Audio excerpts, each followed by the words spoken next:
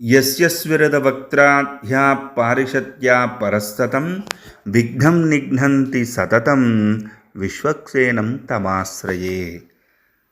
ఎవరైతే గజముఖుడైన విష్ణు సైన్యాధిపతి అయిన విశ్వక్సేనుని ఆశ్రయిస్తారో ఆయన ఎల్లప్పుడూ మరొక 100 అడ్డంకులైనా తొలగిస్తాడు అని అర్థం.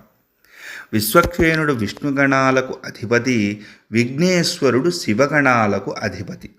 ఇద్దరూ గజముఖులే.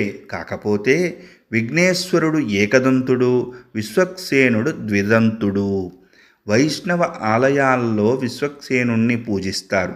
రూపురేఖలలో ఇతడు వినాయకుణ్ణి పోలి ఉంటారు.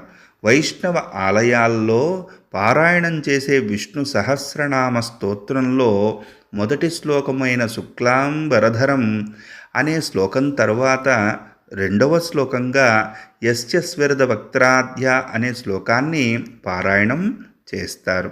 శుక్లాంబరధరం శ్లోకంలో గణపతి పైన కొందరు ఛాందసులు ఇది కూడా విష్ణు శ్లోకమే అని వాదించడం మనం చూస్తూ ఉంటాం.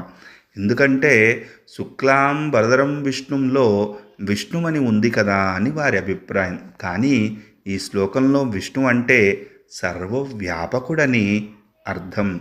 ఇలాగా ఇరువురు కూడా విఘ్నాలకు అధిపతి అయి భక్తులను అనుగ్రహిస్తున్నారు.